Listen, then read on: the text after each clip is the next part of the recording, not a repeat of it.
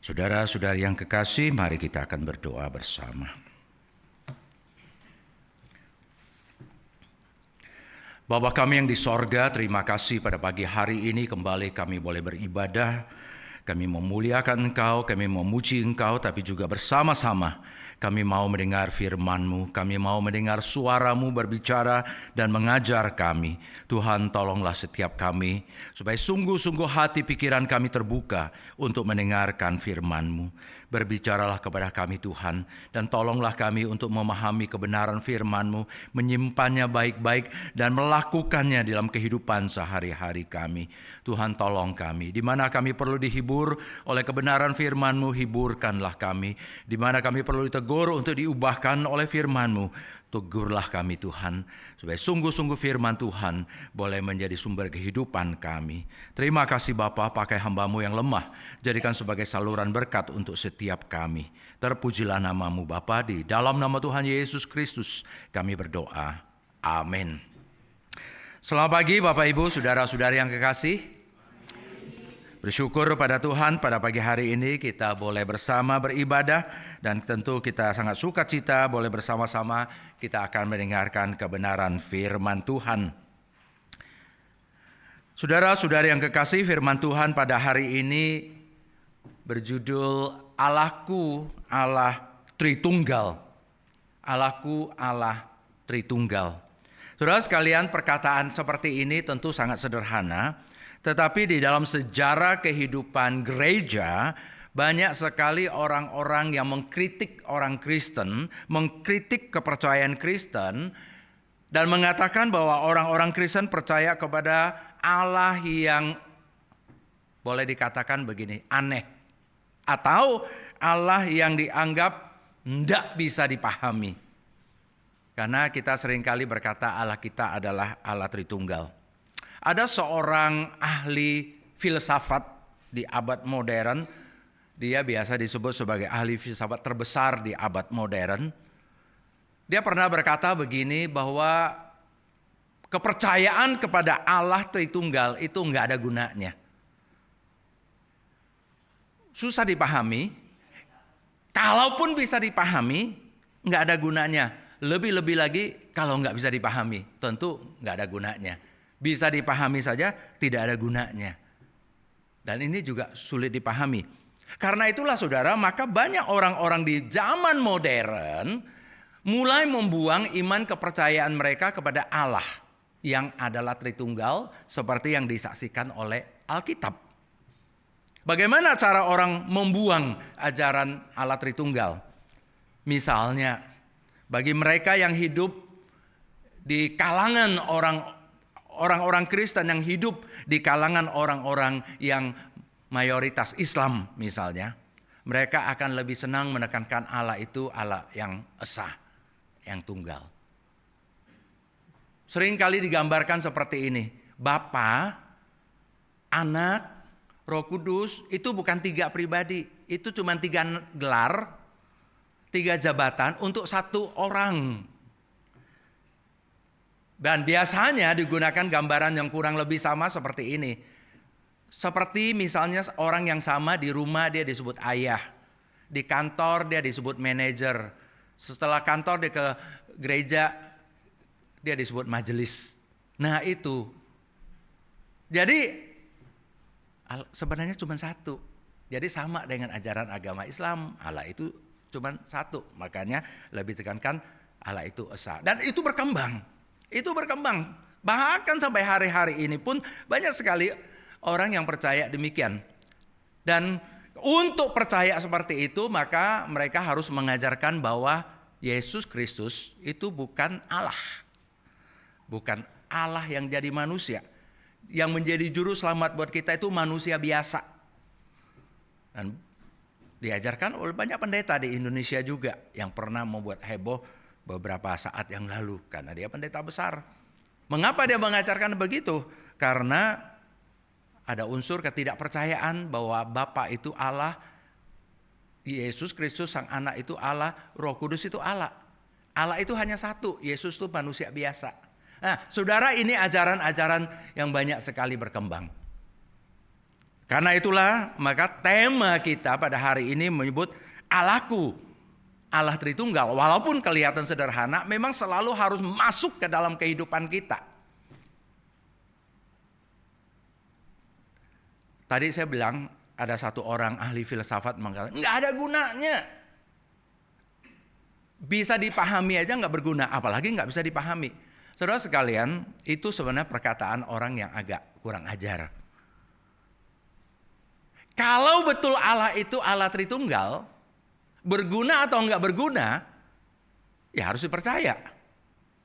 Tapi tidak mungkin Allah itu tidak berguna. Namanya Allah ya dia pencipta. Misalnya saudara, seorang anak ngomong begini. Papa mama saya nggak bisa pahami dia. Karena itu buat saya dia nggak berguna. Gitu ya. Bayangkan, kurang ajar kan? Saya bisa pahami aja nggak berguna. Apalagi saya nggak bisa pahami dia. Lebih-lebih lagi nggak berguna. Kalau nggak berguna, kamu lahir ke dunia itu siapa yang turunkan kamu? Begitu. Tapi memang ini perkataan-perkataan orang yang memang dasarnya sudah kurang ajar. Jadi kayak filsuf, ahli filsafat tadi berani sekali ngomong seperti demikian. Maka judulnya pun saya nggak berani menggunakan kata apa manfaatnya buat aku gitu ya. Ya, orang seringkali berpikir gini, apa manfaatnya? Tapi saya agak kurang berani berkata, apa manfaatnya Allah buatku? Ya sebenarnya mungkin Allah yang harus bertanya kepada saya. Apa manfaatnya kamu buat saya? Allah harus bilang begitu kan. Untung Allah menerima saya menjadi anaknya, walaupun gak bermanfaat apa-apa, kayak debu tanah diangkat menjadi anaknya, kemudian dijadikan mulia di hadapan dia begitu. Maka pertanyaan saya itu adalah apa maknanya, apa artinya kalau kita percaya Allah kita itu adalah Tritunggal, bukan sekedar Allah yang esa. Kita bukan percaya Allah yang hanya esa. Allah itu Allah yang esa, itu betul. Tapi bukan hanya Allah yang esa. Kalau Allah yang esa itu tentu berbeda dengan apa yang kita pahami mengenai Allah Tritunggal. Allah kita satu, tapi yang dalam satu itu ada ketigaannya. Dalam ketigaan itu ada kesatuannya. Saudara-saudara yang kekasih, karena itulah maka kita harus menegaskan hal ini. Bahwa Allah kita itu adalah Allah Tritunggal. Allah kita itu adalah Allah Tritunggal. Bagaimana Alkitab mengajarkan hal ini? Saudara sekalian tentu bisa panjang lebar ketika kita menguraikan mengenai bagaimana Alkitab mengajarkan bahwa Allah kita itu adalah Allah Tritunggal. Tapi saya ingin mengutip satu ayat saja saudara yang sederhana yang biasanya kita baca dan kita sangat akrab dengan ayat ini di dalam Matius 28 ayat yang ke-19. Ini adalah perkataan Yesus. Yesus berkata begini, karena itu pergilah, jadikanlah semua bangsa muridku dan baptislah mereka dalam nama Bapa dan Anak dan Roh Kudus. Dalam nama Bapa dan Anak dan Roh Kudus. Dalam bahasa Inggrisnya tekanannya itu sangat bagus ya, karena bahasa Inggris lebih bisa menerjemahkan bahasa asli Alkitab bahasa Yunani. Dia mengatakan begini, go therefore and make disciples of all nations, baptizing them in the name of the Father, ya, in the name of the Father and of the Son and of the Holy Spirit. Tekanannya sangat bagus. Jadi kita lihat saudara sekalian kalimat yang sangat menarik. Dalam nama Sang Bapa, perhatikan dalam nama Sang Bapa dan Sang Anak dan Sang Roh Kudus. Saya perhatikan, tetapi yang menariknya perkataan Yesus ini, itu kalau kita perhatikan nama itu tunggal, bukan jamak. Nama itu tunggal. Sebutan kata nama untuk Allah termasuk di sini selalu menggunakan kata tunggal. Nama itu tunggal. Bukan jamak, bukan plural. Tetapi nama yang tunggal ini, perhatikan dalam nama itu tunggal. Tapi di dalam nama itu ada Bapa, ada Anak, ada Roh Kudus. Dan gampang sekali buat kita langsung menjumlahkan menjadi 3. Dari sinilah muncul yang disebut dengan Tritunggal. Ada Bapa, ada Anak, dan Roh Kudus. Tetapi 3 ini adalah satu. Makanya nama itu satu, tunggal, bukan jamak, singular. Dan karena itulah, maka pada umumnya kita tidak akan menyebut dalam nama Bapa dan nama Anak dan nama Roh Kudus. Itu kesannya 3 nama. Dan biasanya juga kita akan tidak menggunakan sekali disebut ya Allah Bapa, Allah Anak, Allah Roh Kudus. Kesannya ada 3 Allah. Enggak, sebenarnya satu. Makanya nama itu satu, Allah itu satu. Nama Bapa dan Anak dan Roh Kudus. Bapa, Anak, Roh Kudus itu jelas 3. 3 ini satu. Dan satu nama, satu Allah ini ada 3. 3 pribadi yang berbeda dan setara. Berbeda, Bapa berbeda dengan Anak, Bapa berbeda dengan Roh Kudus, Anak berbeda dengan Bapa, Anak berbeda dengan Roh Kudus, Roh Kudus berbeda dengan Bapa, Roh Kudus berbeda dengan Anak. Ini jelas berbeda. Ini bukan seperti gambaran tadi. Di rumah sebagai ayah, di kantor dia sebagai manajer, nanti dia ke gereja dia sebagai majelis. Orangnya sama. Tapi jelas berbeda. Kalau sama, aneh sekali Yesus berdoa kepada Bapa. Berarti berdoa pada diri sendiri kalau sama. Kalau sama ketika Yesus mati di kayu salib, Allah mati di kayu salib. Tetapi gambaran Alkitab baca saja secara sederhana di dalam kitab Injil misalnya, di dalam perkataan-perkataan perjanjian baru misalnya, kita akan menemukan gambaran jelas sekali ini 3 pribadi yang berbeda. Tetapi jelas setara, dijadikan satu level. Bapa, Anak, dan Roh Kudus itu satu level. Kalau Anak bukan Allah, kalau Roh Kudus bukan Allah, tapi disatukan dengan Bapa yang adalah Allah, maka itu adalah penghujatan. Karena kita menyetarakan. Kita menyetarakan pada yang bukan Allah. Kita mana berani sebut saya Andreas Simaon setara dengan Allah Bapa, enggak berani. Ngomong contoh begini aja rasanya ada kurang ajar. Apalagi kalau betul-betul di pikiran, di dalam ide, di dalam hidup saya menganggap saya setara dengan Allah Bapa. Enggak. Tetapi di sini jelas sekali ketika dikatakan bahwa gereja kalau membaptis seseorang yang percaya kepada Tuhan Yesus, itu dibaptis bukan hanya dalam satu nama yang adalah satu pribadi, tapi satu nama 3 pribadi. Bapa, Anak, dan Roh Kudus. Dan itu setara. Dan kita tidak dibaptis di dalam nama malaikat. Kita tidak dibaptis dalam nama manusia. Kita dibaptis dalam nama Allah. Jadi karena itulah Bapa, Anak, dan Roh Kudus itu Allah. Kalau Bapa itu Allah, Yesus itu manusia, Roh Kudus itu malaikat. Atau Roh Kudus itu bahkan kadang-kadang orang bilang, bukan malaikat tapi itu hanya kuasa. Mengapa kita dibaptis dalam nama manusia? Mengapa kita dibaptis dalam nama malaikat? Mengapa kita dibaptis dalam nama hanya kuasa semata-mata? Enggak. Jelas karena Yesus sendiri ingin mengajarkan. Hidup kita sebagai orang-orang yang percaya kepada Tuhan Yesus dimulai dengan pintu masuknya itu adalah bertemu dengan Allah Tritunggal. Menjadi seorang percaya, seorang Kristen beribadah di gereja. Tanda simbol yang paling jelas adalah ketika kita dibaptis. Dibaptis bukan sekadar upacara air ditaburkan atau kita masuk ke dalam air. Tetapi dibaptis dalam nama siapa? Dalam nama Bapa, Anak, dan Roh Kudus. Saudara, sebenarnya inilah yang menjadikan ketegasan buat kita. Mengapa? Walaupun memang Allah itu sulit dijelaskan, kita tetap percaya Allah kita Allah Tritunggal.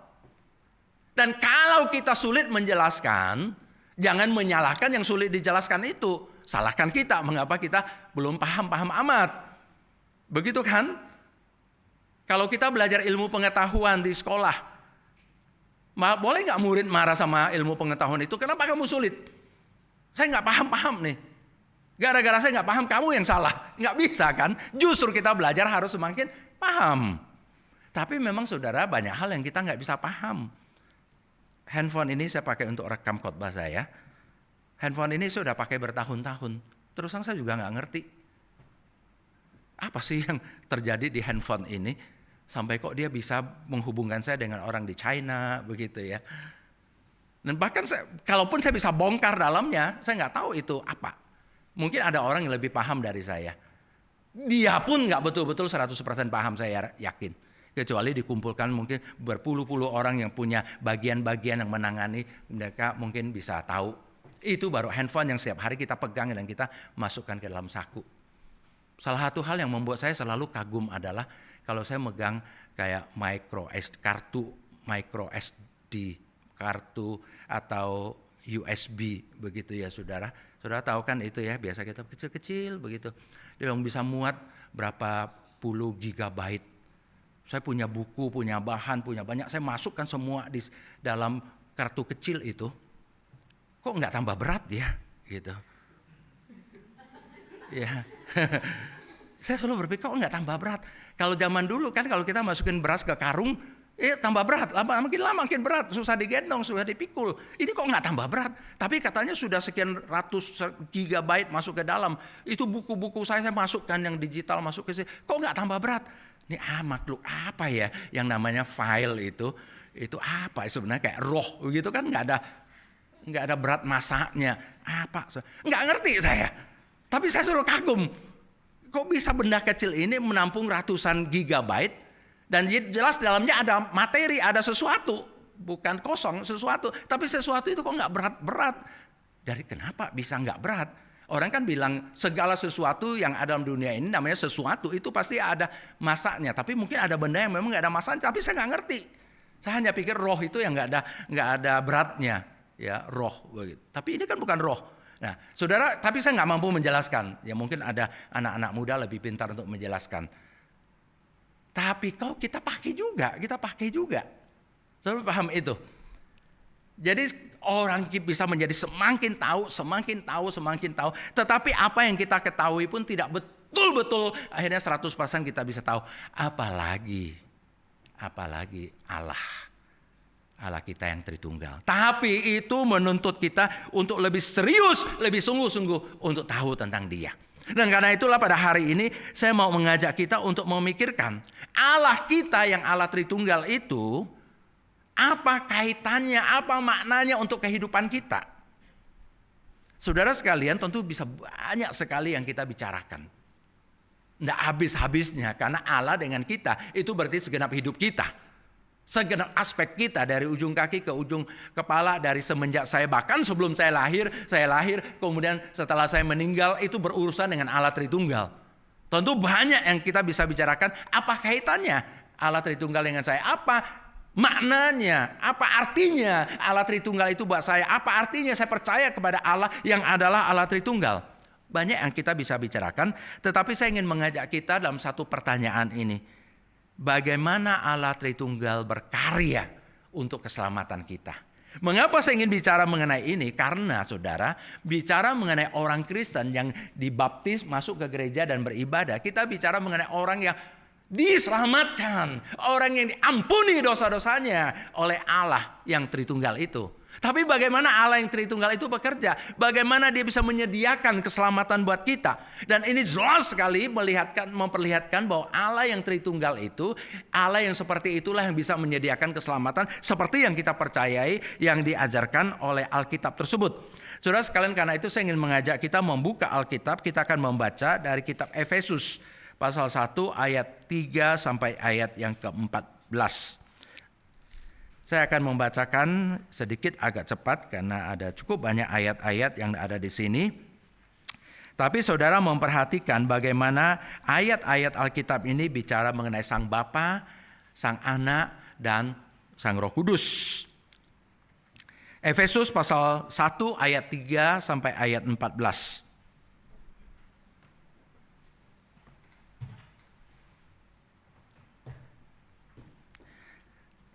Begini bunyi firman Tuhan, terpujilah Allah dan Bapa Tuhan kita Yesus Kristus, yang dalam Kristus telah mengaruniakan kepada kita segala berkat rohani di dalam sorga.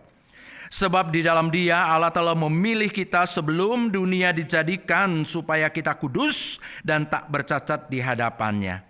Dalam kasih Ia telah menentukan kita dari semula melalui Yesus Kristus untuk menjadi anak-anak-Nya sesuai dengan kerelaan kehendak-Nya, supaya terpujilah anugerah-Nya yang mulia yang dikaruniakannya kepada kita di dalam Dia yang dikasihi-Nya. Sebab di dalam Dia kita beroleh penebusan melalui darah-Nya, yaitu pengampunan atas pelanggaran menurut kekayaan anugerah-Nya yang dilimpahkannya kepada kita dalam segala hikmat dan pengertian. Sebab Ia telah menyatakan rahasia kehendak-Nya kepada kita sesuai dengan rencana kerelaan-Nya, yaitu rencana kerelaan yang dari semula telah ditetapkannya di dalam Kristus sebagai persiapan kegenapan waktu untuk mempersatukan di dalam Kristus sebagai kepala segala sesuatu, baik yang di surga maupun yang di bumi. Di dalam Dialah kami diberi warisan, kita yang dari semula sudah dipilih-Nya sesuai dengan maksud Allah yang mengerjakan segala sesuatu menurut keputusan kehendak-Nya, supaya kami yang sebelumnya telah menaruh harapan pada Kristus boleh menjadi puji-pujian bagi kemuliaan-Nya. Di dalam Dia kamu juga, karena kamu telah mendengar firman kebenaran, yakni Injil keselamatanmu. Di dalam Dia kamu juga ketika kamu percaya dimeteraikan dengan Roh Kudus yang dijanjikannya itu. Roh Kudus itulah jaminan warisan kita sampai kita memperoleh penebusan yang menjadikan kita milik Allah untuk memuji kemuliaan-Nya. Saudara-saudara yang kekasih, membaca beberapa ayat ini sebenarnya agak membingungkan. Ya, tapi ini memang perlu dibaca pelan-pelan. Saya tidak bisa uraikan satu demi satu, tapi memang ini satu kalimat yang panjang. Di dalam bahasa aslinya dari ayat 3 sampai ayat 14 itu hanya satu kalimat. Terus seperti kereta api, terus bicara. Dimulai dengan kata terpujilah Allah dan Bapa. Bapa siapa? Bapa dari Tuhan kita Yesus Kristus. Dan kemudian terus bicara sampai pada ayat ke-13-14 mengenai Roh Kudus. Luar biasa. Nah, saudara sekalian, coba kita melihat ayat 3, 4, 5, 6 itu adalah bicara mengenai Sang Bapa. Saudara kalau memperhatikan tadi dikatakan begini, terpujilah Allah dan Bapa Tuhan kita Yesus Kristus yang dalam Kristus telah mengaruniakan segala berkat rohani di dalam surga. Bapa yang memberikan berkat rohani, Bapa yang memberikan keselamatan. Tapi bagaimana Bapa itu melakukannya? Nah, mulai dari ayat 4 dikatakan begini. Sebab di dalam Dia Allah telah memilih kita sebelum dunia dijadikan supaya kita kudus dan tak bercacat di hadapannya. Saudara sekalian, kalau bicara mengenai keselamatan sebagai karya pekerjaan dari Allah yang Tritunggal, saudara kita mulai dengan Bapa. Bapa itu yang menginisiatif. Bapa memilih kita di dalam Tuhan Yesus Kristus. Bahkan sebelum dunia dijadikan, sebelum kita ada, Bapa sudah menentukan, Bapa sudah merencanakan untuk keselamatan kita. Dia memilih kita di dalam Yesus Kristus supaya kita kudus dan tak bercacat di hadapannya. Tapi kemudian diteruskan lagi, saudara sekalian, bahwa di dalam Yesus Kristus, melalui Yesus Kristus dan oleh kasih-Nya atau di dalam kasih-Nya, Bapa menentukan kita untuk menjadi anak-anak-Nya melalui Yesus Kristus. Jadi Bapa memilih kita di dalam Yesus Kristus. Bapa menentukan kita untuk menjadi anak-anak-Nya. Bagaimana caranya? Melalui Yesus Kristus. Saudara sekalian, dan kemudian dikatakan begini di dalam ayat yang ke-6. Supaya terpujilah anugerah-Nya yang mulia yang dikaruniakannya kepada kita di dalam Dia yang dikasihi-Nya. Ini kalimat yang luar biasa bagus. Dikatakan apa saudara? Apa yang Allah kerjakan buat kita, Dia memilih kita, Dia menentukan kita dan mau menjadikan kita sebagai anak-Nya. Ini adalah anugerah-Nya yang mulia. Dan anugerah-Nya yang mulia ini diberikan kepada kita, dikerjakan untuk kita di dalam, kalau bahasa aslinya sebenarnya tertulis di dalam Sang Kekasih. the beloved, sang kekasih, yaitu anaknya yang dikasihi oleh sang Bapa. Makanya berkali-kali dalam perjanjian baru dicatatkan, inilah anakku yang kukasihi, inilah my beloved. Ini kayak kalau dalam film-film drama ada yang bilang kekasihku. Nah, kira-kira seperti itu. Ya, itu satu bunyi yang sangat intim. Allah beranugerah kepada kita melalui Yesus Kristus yang dikasihinya. Saudara, karena itulah gak heran ketika dibicara mengenai Bapa yang datang kepada kita di dalam Yesus Kristus. Itu intipatinya selalu adalah kasih, love. Kasih. Karena apa yang diberikan itu adalah buah hati Allah, sang anak yang dikasihi oleh Allah. Dianugerahkan kepada kita di dalam Dia yang terkasih. Di dalam Dia yang sang beloved itu. Itu Bapa. Bapa yang memilih, Bapa yang menentukan. Tapi kemudian dilanjutkan dengan ayat-ayat yang kita baca tadi, saudara sekalian, mengenai sang anak. Sang Bapa, kita menyimpulkan, Dia menetapkan keselamatan untuk kita.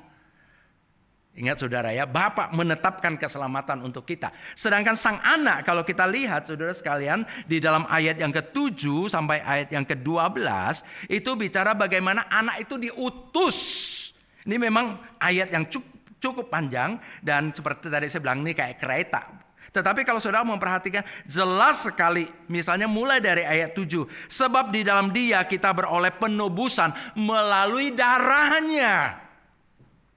Ketika menyinggung kata darahnya, kita udah jelas lah apa yang ingin dikatakan. Allah memilih kita, Allah menentukan kita menjadi anak-anaknya. Ini adalah anugerah.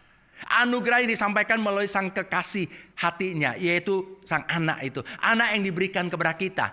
Anak yang diberikan kita itu menyediakan jalan keselamatan. Dia diutus untuk menyediakan jalan keselamatan melalui penebusan di atas kayu salib itu. Oleh darahnya. Sehingga kemudian dikatakan oleh penebusan sang anak, oleh kematian sang anak, tercurahnya darah sang anak, tersedia pengampunan dosa. Itu dikatakan dengan sangat jelas di ayat ke-7. Pengampunan atas pelanggaran kita. Dan kemudian juga mengatakan di dalam ayat yang ke-10. Di dalam Yesus Kristus itu akan terjadi satu penyatuan manusia dan Allah. So, membayangkan seperti gini. Kita itu manusia berdosa. Manusia berdosa itu manusia yang melawan Allah. Persis seperti Adam ketika melawan Allah. Dan melawan Allah itu artinya memberontak. Memberontak itu artinya memusuhi Allah. Memusuhi Allah seharusnya kita dibuang. Kita terpisah dari Allah. Dan karena itulah Alkitab menyebut upah dosa adalah kematian, maut. Itu keterpisahan dari Allah. Tetapi sekarang dikatakan kita mau diangkat menjadi anak-anak Allah. Bagaimana orang yang memusuhi Allah, orang yang memberontak terhadap Allah, orang yang seharusnya dibuang oleh Allah, menjadi anak-anak Allah. Anak itu kan gambaran yang intim, gambaran yang dekat. Disitulah dikatakan pengampunan dosa dan penyatuan. Karya penyatuan Yesus Kristus yang membawa manusia yang berdosa kembali kepada Allah. Ada satu jalan untuk kembali kepada kepada Allah, kepada Sang Bapa melalui Yesus Kristus, menyatukan. Makanya saudara sekalian, penekannya pada ayat-ayat di ujungnya itu, di dalam Sang Anak manusia mendapatkan pengharapan dan warisan. Ada pengharapan untuk mendapatkan warisan, yaitu apa? Kehidupan sebagai anak-anak Allah dalam kehidupan yang kekal. Kita belum terima sepenuhnya, karena itulah kita berharap. Tetapi warisan itu sudah menanti kita. Kalau kita ada di dalam Yesus Kristus. Kenapa? Karena Bapa sudah memilih dan menentukan kita untuk menjadi anak-anaknya. Dan Yesus Kristus yang melaksanakan, mengeksekusi, yang menyediakan jalan keselamatan itu. Sehingga kita di dalam Yesus Kristus, kita punya pengharapan untuk dapat hidup kekal. Ini warisan yang begitu indah, begitu mulia. Warisan ini kita bisa dapatkan karena Sang Anak menyediakan jalan keselamatan untuk kita. Bapa menentukan, Sang Anak menyediakan. Tapi belum selesai sebenarnya ayat ini bicarakan masih ayat 13 dan 14. Dan di situ bicara mengenai Roh Kudus. Saudara sekalian perhatikan, dikatakan di dalam ayat yang ke-13, ayat 14. Di dalam Dia kamu juga, karena kamu telah mendengar firman kebenaran, yaitu Injil keselamatanmu. Di dalam Dia kamu juga ketika kamu percaya, dimeteraikan dengan Roh Kudus yang dijanjikannya itu. Roh Kudus itulah jaminan warisan kita sampai kita memperoleh penebusan yang menjadikan kita milik Allah untuk memuji kemuliaan-Nya. Bapak memilih, Bapak menentukan. Jadi itu pemulainya, inisiatornya. Untuk itu harus tersedia jalan keselamatan. Sang anak yang diutus untuk menyediakan jalan keselamatan. Sehingga dengan demikian di dalam sang anak akan ada pengampunan. Di dalam sang anak akan ada satu pengharapan, kita bisa angkat sebagai anak-anak Allah. Di dalam anak kita ada pengharapan untuk mendapatkan warisan itu, kehidupan yang kekal yang memuliakan Allah. Tapi bagaimana kita bisa mendapatkan itu? Bagaimana Yesus yang mati di kayu salib 2000 tahun yang lalu, yang menyediakan semua itu, sekarang bisa tersambung dengan kita? Tali plasenta kita mana kira-kira seperti itu, bisa tersambung dengan kejadian 2000 tahun yang lalu, dengan kejadian sang anak yang diutus oleh Bapa untuk kita. Selang mana yang bisa menyambungkan kita dengan sumber hidup yang sudah Dia berikan melalui kematian dan kebangkitannya. Disinilah bicara mengenai Roh Kudus. Saudara sekalian, karena di dalam firman Tuhan ini dan di dalam seluruh perjanjian baru, ketika bicara mengenai Roh Kudus, selalu bicara mengenai Roh Kudus sebagai yang diutus untuk membawakan penebusan itu ke dalam hidup kita. Roh Kudus itulah yang mempersambungkan kita kepada Allah, sehingga kita bisa mendapatkan manfaat kematian kebangkitan Kristus.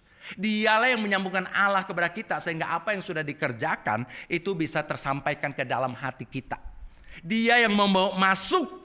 Makanya pertobatan tidak mungkin bisa terjadi tanpa karya Roh Kudus di dalam diri kita. Ada satu pekerjaan Roh Kudus yang membawa masuk manfaatnya. Jadi Roh Kudus itu yang menerapkan karya keselamatan sang anak ke dalam diri kita. Maka saudara sekalian, di dalam bagian ini digambarkan Roh Kudus itu seperti meterai. Roh Kudus itu seperti meterai. Roh Kudus masuk ke dalam diri kita menjadi meterai kita, bahwa kita sungguh-sungguh adalah milik Allah. Saudara tahu zaman dulu meterai itu, dan umumnya kita bisa tahu lah, kita membayangkan saja yang cara yang mudah, ambil kayak cerita film Tiongkok kuno begitu ya. Kalau kalian nonton Condor Heroes misalnya kayak begitu, biasanya saya lupa apakah di situ ada cerita mengenai cap kerajaan, gitu ya. Cap kerajaan itu tanda milik itu meterai, ya. Jadi jangan membayangkan perangko, tapi meterai. Meterai itu adalah bisa dalam bentuk cap kayak Tiongkok kuno itu, atau dengan cara pakai besi dipanaskan, kemudian kalau itu ke hewan biasanya. Budak pun bisa seperti itu, dan kayak tato dibikin, ya. Tapi kalau cap kerajaan biasanya dalam bentuk cap yang seperti itu ya, pakai tinta begitu, atau pakai lilin ya, di lem. Kelihatannya sederhana, mungkin kalau dipaksa-paksa dihapus mungkin bisa.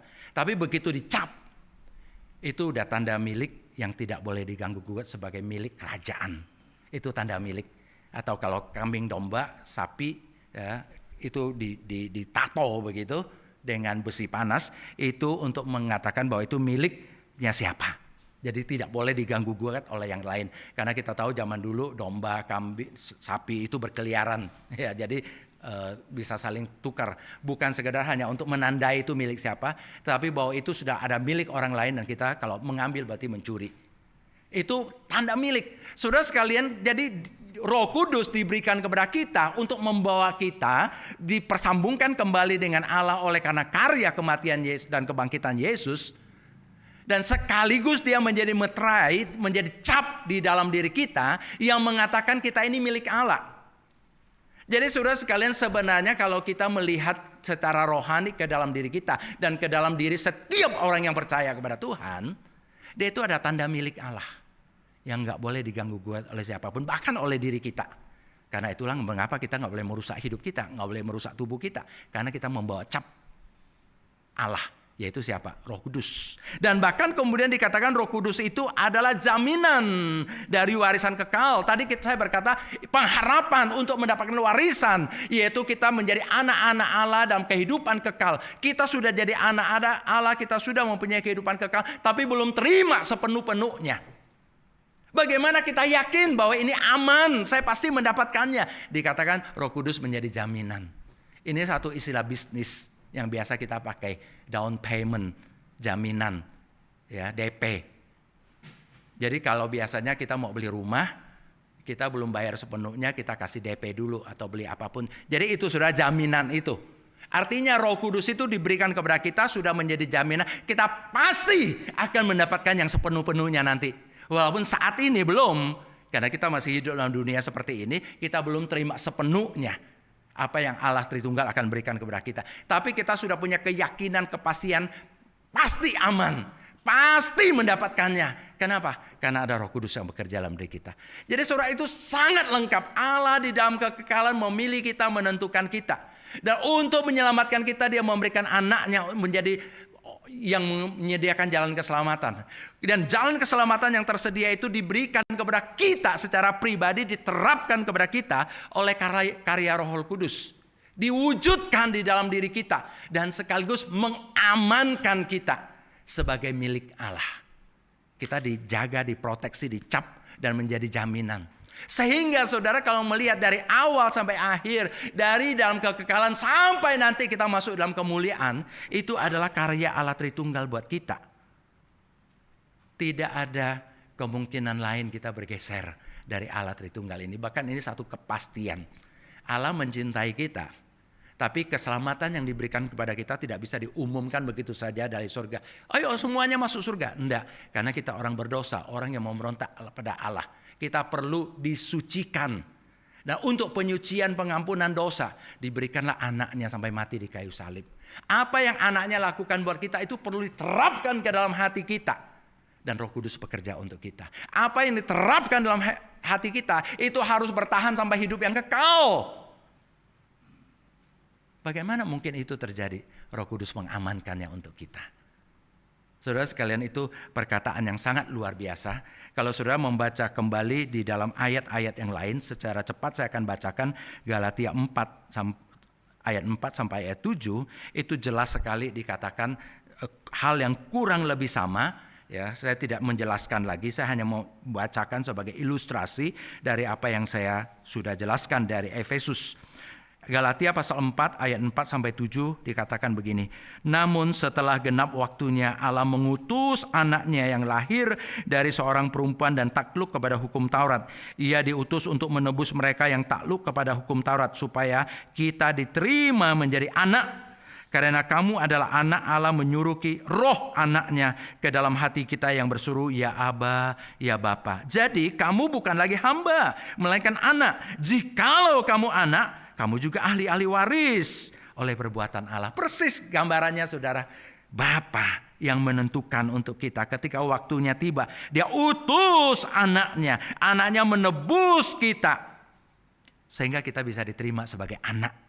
Karena kita anak, maka Roh Kudus diberikan kepada kita supaya kita bisa punya hubungan intim dengan Allah sebagai Bapa kita. Sehingga memanggil dia sebagai Aba, Bapa. Mungkin Bapak Ibu pernah mendengar kata Aba, itu adalah satu istilah yang sangat intim. Kayak panggilan anak kepada sang ayah dengan panggilan daddy, papi. Itu hubungan intim. Dan bagaimana kita bisa mempunyai hubungan seperti itu, bukan sekadar ucapan di bibir, tapi betul hubungan intim. Roh Kudus yang bekerja di dalam diri kita. Jadi Bapa yang memberikan kita melalui sang anak. Dan oleh Roh Kudus dibawakan ke dalam hidup kita. Selalu itulah pola kerja Allah Tritunggal dalam hidup kita, saudara, dalam gereja kita. Dari Bapa, melalui sang anak, oleh Roh Kudus tersampaikan menjadi wujud nyata dalam hidup kita. Karena itu saudara, ketika kita respon dari bawah, ketika kita datang kepada Allah, saudara, apa yang terjadi? Karya Allah Tritunggal oleh Roh Kudus yang bekerja dalam diri kita melalui Yesus Kristus kepada Sang Bapa. Ini adalah yang menjadi pola daripada Allah Tritunggal itu. Karena itu saudara sekalian, saya dapat menyimpulkan bahwa jalan keselamatan bagi manusia itu Bapa menentukan. Bagi keselamatan kita, Anak melaksanakan sehingga tersedia jalan keselamatan. Dan Roh Kudus menerapkan dan mengamankan ke dalam diri manusia. Saudara, inilah karya Allah Tritunggal buat kita.